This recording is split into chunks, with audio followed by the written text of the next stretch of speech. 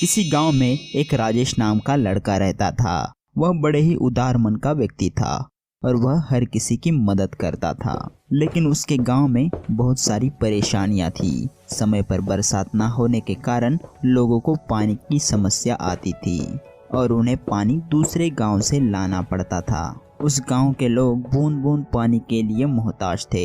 यह देखकर राजेश को बड़ा दुख होता। वह हमेशा लोगों की भलाई के बारे में सोचता। एक दिन राजेश अपने घर के आंगन में बैठा था। वह गर्मियों के दिन थे। उसी समय दोपहर की कड़ी धूप में एक बूढ़ा व्यक्ति आया और राजेश के पास आकर बैठा।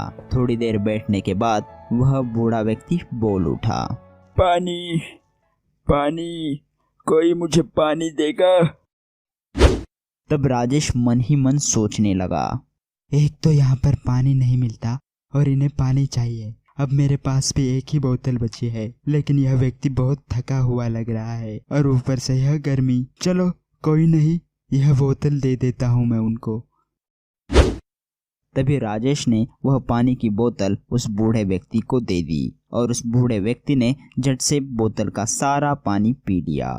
राजेश उस व्यक्ति को देखता ही रह गया। उस बूढ़े व्यक्ति की प्यास बुझ गई और उसने राजेश का शुक्रिया अदा किया और वहां से अपनी यात्रा पर निकल गया। थोड़ी देर बाद राजेश को बहुत ही प्यास लगी। वह अपने घर में गया, लेकिन घर में पानी की एक बूंद भी नहीं थी। तभी वह फिर से आंगन में आ गया। तभी उसने देखा कि उसके सामने एक पानी की बोतल है और उसमें थोड़ा सा पानी है। तभी राजेश सोचने लगा, उस बूढ़े व्यक्ति ने तो पूरा पानी पी लिया था, फिर भी इस बोतल में पानी कैसे?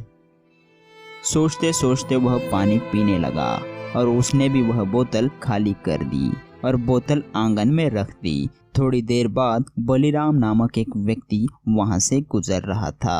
तभी उसने राजेश को देखा। और राजेश, कैसे हो भाई? बढ़िया हूँ भाई, तुम ही बताओ कैसे हो? अब तुम्हारा हाथ का दर्द चला गया या नहीं? अभी नहीं भाई, डॉक्टर कहते हैं यह हाथ का दर्द कभी ठीक नहीं हो सकता। क्या करे, कुछ समझ नहीं आ रहा। तुम चिंता मत करो, सब ठीक हो जाएगा। अच्छा राजेश, जरा पानी देना, बहुत प्यास लगी है। अरे पानी तो अभी अभी मैंने पी लिया। झूठ बोलते हो, वह देखो तुम्हारे पीछे बोतल भरी पड़ी है। अरे मेरा भी दिमाग खराब हो चुका है, आजकल कुछ याद ही नहीं रहता। और उसने वह बोतल बलिराम को दे दी। राजेश हैरान हो गया था, क्योंकि अचानक उस बोतल में पानी कैसे और कहां से आ रहा है। पानी पीने के बाद बलिराम वहां से निकल गया। थोड़ी देर बाद बलिराम अपने भाई को साथ लेकर आया और राजेश से कहने लगा, राजेश, ओ राजेश, जरा उस बोतल का पानी मेरे भाई को भी पिलाना। मेरा भाई बहुत बीमार है। बीमार है तो यहाँ क्यों लाए? डॉक्टर के पास ले जाओ ना, मैं थोड़ी ना डॉक्टर हूँ। नहीं राजेश, तुम्हारी बोतल का पानी पीकर ये देखो मेरा हाथ ठीक हो गया है। मुझे यकीन है कि इसका पानी पीकर मेरे भाई का भी बुखार ठीक होगा। अच्छा ठीक है, यह लो पी लो। बलिराम के भाई ने पानी पिया और वह तुरंत बिल्कुल ठीक हो गया। तब राजेश को समझ आया कि उस बूढ़े व्यक्ति के पानी पीने के बाद यह बोतल साधारण नहीं रही, यह बोतल जादुई हो चुकी है। अब राजेश हर बीमार व्यक्ति की मदद करने लगा। राजेश के घर के सामने बड़ी बड़ी मरीजों की लाइनें लगती थी और राजेश सभी लोगों को बारी बारी पानी पिलाता और उनको बीमारियों से मुक्ति दिलाता। राजेश सबका मुफ्त में इलाज करता था, लेकिन कुछ बड़े लोग उसे कुछ पैसे दान में देते थे, जिन पैसों की वजह से वह एक लालची इंसान बनता जा रहा था। एक दिन एक बूढ़ा व्यक्ति उसके पास आया और राजेश से पानी मांगने लगा। तभी उस गांव के सरपंच जी के लोग राजेश के पास आ गए। अरे राजेश, अपने सरपंच जी की पत्नी बहुत बीमार है, सरपंच जी ने तुम्हें बुलाया है, जल्दी चलो। ठीक है, पहले मैं इनको पानी देता हूँ, फिर आपके साथ आ जाऊंगा। नहीं नहीं, अगर सरपंच जी की पत्नी ठीक हो गई तो वो तुम्हें 1 लाख रुपए देंगे। इसलिए कहता हूँ जल्दी करो। अच्छा ठीक है। राजेश बोतल लेकर सरपंच के घर आया, लेकिन जैसे ही वह सरपंच के घर में घुसा, बोतल का पानी गायब होने लगा। माफ कीजिए सरपंच जी, पर बोतल का पानी तो गायब हो गया, पता नहीं कैसे। मुझे लगा तुम मेरी मदद कर सकते हो, लेकिन तुम भी नाकारे निकले। अब निकल जाओ यहाँ से। माफ कीजिए सरपंच जी। राजेश को कुछ समझ में नहीं आ रहा था, आखिर बोतल का पानी गया कहाँ। राजेश जब घर वापस आया तब वह बूढ़ा व्यक्ति वहां से जा चुका था और उसे समझ आया कि वह वही बूढ़ा व्यक्ति था जिसने पहली बार पानी पीकर उस बोतल को जादुई बनाया था।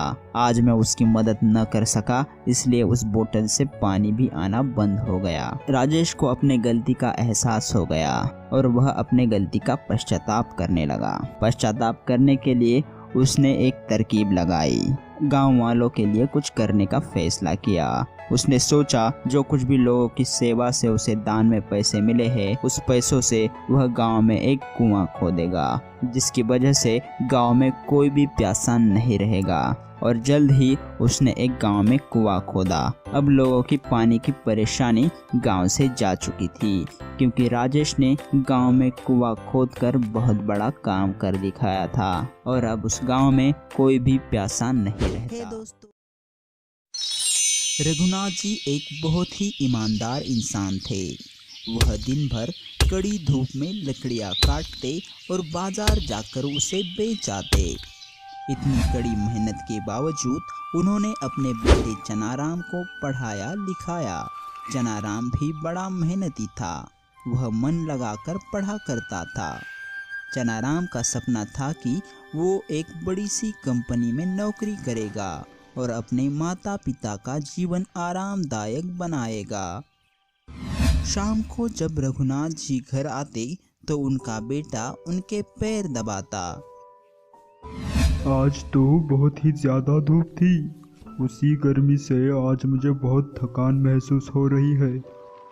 पिताजी, मैंने आपसे कितनी बार कहा है कि धूप में काम मत किया करो, और वैसे भी अब आपकी काम करने की उम्र नहीं है। हाँ बेटा, तुम्हें एक बार एक अच्छी जॉब लगेगी, फिर तो हम आराम ही करेंगे ना। एक दिन रघुनाथ जी बहुत बीमार पड़ गए। बढ़ती उम्र के साथ साथ वो कमज़ोर हो चुके थे। ऐसी हालत में वो काम पर भी नहीं जा सकते थे और बहुत ही जल्द उनके घर की हालत बहुत ही खराब हो गई। पैसे ना होने के कारण घर में खाने के लाले पड़ गए। चनाराम अपने पिता को लेकर बहुत चिंतित था।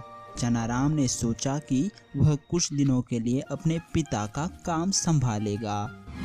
पिताजी, मैं कुछ दिनों के लिए यही लकड़ियाँ काटने का काम करता हूँ, जिससे हमें जल्दी पैसे मिलेंगे।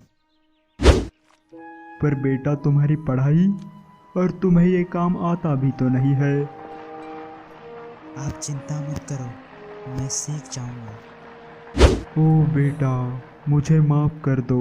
अगर मैं बीमार नहीं होता तो तुम्हें कभी ऐसा काम करना नहीं पड़ता। पिताजी, आप ऐसा मत कहिए। अगली सुबह चनाराम एक कुल्हाड़ी लेकर जंगल की ओर निकल पड़ा और एक सूखे पेड़ को ढूंढने लगा। तभी उसने एक सूखे पेड़ को देखा। यह पेड़ काफी सूखा लग रहा है, इसे काटना मेरे लिए आसान रहेगा। ऐसा कहकर वह उस पेड़ को काटने लगा। शाम तक लकड़ियां काटने के बाद वह लकड़ियों का गट्ठा लेकर अपने घर की ओर चलने लगा, यह सोचकर कि इन लकड़ियों को वो कल बाजार जाकर बेचेगा। रास्ते से जाते समय उसे एक पेड़ के नीचे बोतल दिखी। वह बोतल पीतल की बनी हुई थी। वाह, यह बोतल कितनी सुंदर है। अगर मैं इसे घर ले जाऊंगा तो पिताजी जरूर खुश होंगे। ऐसा कहकर उसने वो बोतल उठा ली और उसे अपने साथ लेकर घर आया। उसने उस बोतल को धोया और उसमें पानी डालकर अपने सोने की जगह पर रख दिया, यह सोचकर कि अगर रात को किसी को प्यास लगे तो वह आसानी से इस बोतल का पानी पी सके। अब रात हो गई। रघुनाथ जी की नींद खुल गई। उन्हें प्यास लगी थी। उन्होंने वह बोतल ली जो चनाराम ने रखी थी। उन्होंने उस बोतल का पानी पिया और वो सो गए। जब रघुनाथ जी सुबह उठे तो वह बिल्कुल तंदुरुस्त थे। उनका बुखार गायब हो चुका था। चनाराम उन्हें देखकर बहुत खुश हुआ। रघुनाथ जी को समझ आया कि वो अचानक कैसे ठीक हुए। उन्होंने यह बात चनाराम को बता दी कि वह बोतल एक जादुई बोतल है जिससे उनकी तबीयत सुधर गई है। चनाराम को इस बात पर यकीन नहीं हुआ और वह बोतल के पास गया और उससे कहने लगा, पिताजी कह रहे हैं तुम एक जादुई बोतल हो, क्या यह सच है? हाँ बिल्कुल। तुमने मेरे पिताजी को एक तंदुरुस्त जीवन दिया है। मैं तुम्हारा एहसान कभी भूल नहीं सकता। एहसान नहीं है ये, तुमने मुझे उस गंदी जगह से उठाकर यहाँ पर लाया है, उसका इनाम है ये। कहो तुम्हें और क्या चाहिए? हमारे इस घर को एक आलीशान घर बना दो।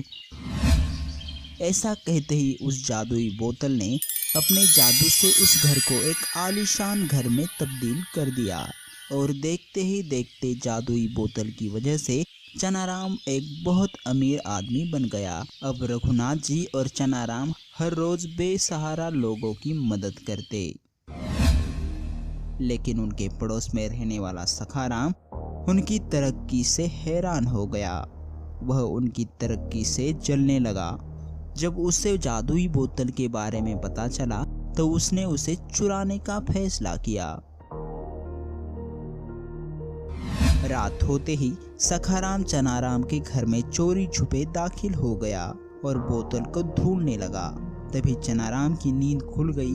उसे पता चल गया कि घर में कोई चोर घुस गया है। तब उसने उस जादुई बोतल को हाथ में उठाकर कुछ कहा। तभी उस बोतल से एक लकड़ी का डंडा बाहर निकला और चोर को पीटने लगा।